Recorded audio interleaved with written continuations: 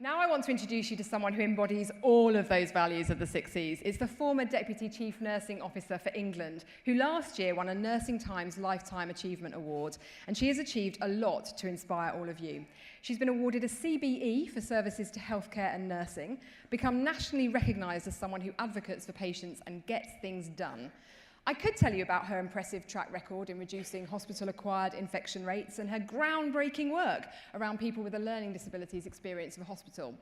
But she's also got something else to be proud of. When she was at university, she was the table tennis champion. And she and her colleagues at my local hospital, Adam Brooks in Cambridge, also held the Guinness Book of World Records title for being the fastest bed makers with hospital corners. So, ladies and gentlemen, please welcome to the stage, Liz Redfern.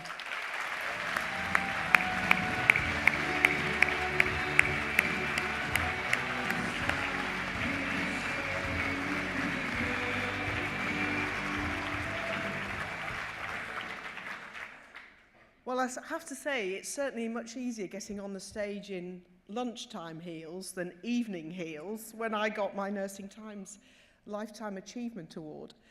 Thank you, Jenny, for those very, very kind words. And it's great to be here. When I was a student nurse, and I'll tell you how long ago that was shortly, students were seen but not heard. I think it's changed, hasn't it? Isn't that great? We never had awards in my day as a student, apart from table tennis championships and stuff like that. So great congratulations to Jenny and the team for putting the awards together. It's really fitting to have awards for people starting off in their career as a real platform for going forward. And so I'm really pleased to be here. I have to say, getting the Nursing Times Lifetime Achievement Award when was it? This year. Last year. Was one of the most humbling experiences of my career. It was just super to be recognised by my own profession. It was great getting the CBE, you know, don't tell the Queen, but I have to say, it was great getting the CBE. I'm not decrying that at all. But to get an award from your own peers is just out of this world. So all of you today, being shortlisted, being awarded, I hope you get that out of world feeling, because it will be a great way of you taking forward your career, remembering today and using that as the platform. I started my career in 1969 as a cadet nurse in Manchester, Booth Hall Children's Hospital actually. Doesn't exist anymore. I revisited it recently and they bulldozed it. So what does that say about the past? And I worked all over the country, of course. Now, 1969, that was before decimal currency. We still had pounds, shillings and pence. Now, who remembers those in the room? Yeah, just a smattering. Your mums and dads will, even if you don't. More people than they want to admit, I can tell. There was no CAT scans or MRI scans, and there certainly weren't any electrical thermometers in those days, electronic thermometers. It wasn't quite Scutari, but it was very different to now. But of course, even those 45 years ago, because it's 45 years for those who can do the maths, which is longer than I've ever managed to stay married, so it's quite an achievement.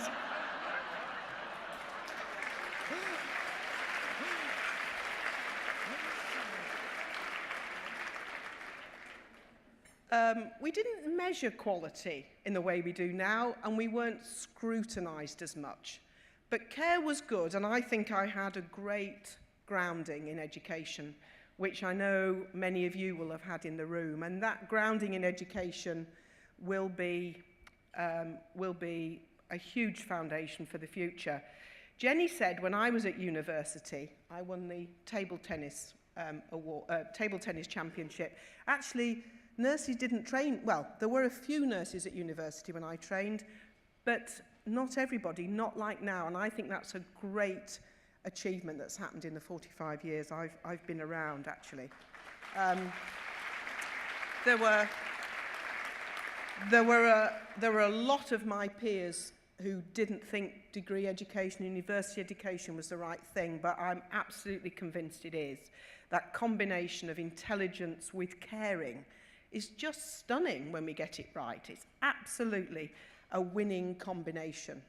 So why wouldn't you want a degree? Why wouldn't you want to be on the same footing as everybody else? I know there'll be days, and Jenny mentioned them, when you'll be frustrated about what you do and the fact that you can't control everything that's going on around you. There were times when I thought, oh, this ward will be great when I'm the ward sister. This unit will be great when I'm the matron. This region of England will be great when I'm the chief nurse. It doesn't work like that. I hate to disabuse you. The only people you can control are yourselves. You can't control everyone around you. You can influence them maybe, but actually the only thing you control is the care that you give in that moment. The care that you give with your heart, with your hands, with your brain, and with your common sense. Those are the things that are worth putting your energy into trying to control. Trying to control the rest of the team, the rest of the world, the politicians, you'll die with exhaustion trying to do that. But you can control the quality of care that you give in that moment.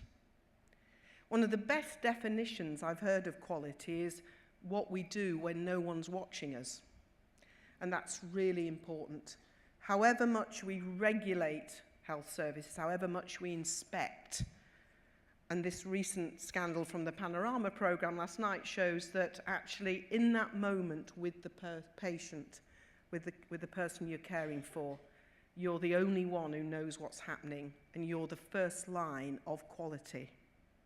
So I want you to really remember that. So I think, for me, what I've learnt over the last 45 years, and I have to say, I didn't get most of this until about 5 years ago, so I was a slow learner. You're going to be much faster than me, I know, but the ultimate tool in improving patient experience is yourself. That control, that real belief and confidence in what you can do, in your intelligence and your application to what you're doing in that time with that person. One of the most caring and compassionate things we can do is pay clear attention to the other person and to listen to them. Really listen to what they need.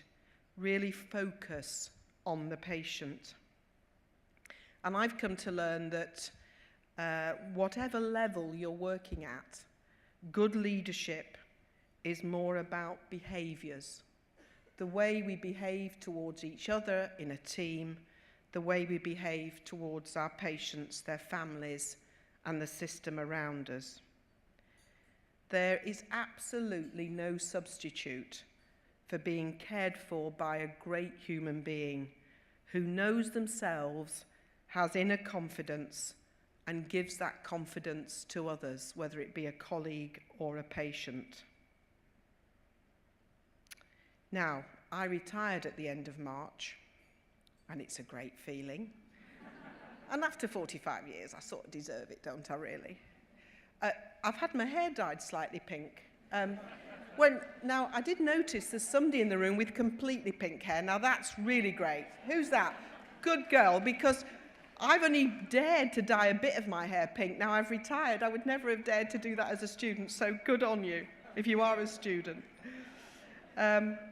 So, as I retire and become somebody who needs your skills more than you need my leadership skills, I wish you well in whatever you choose to do with your career.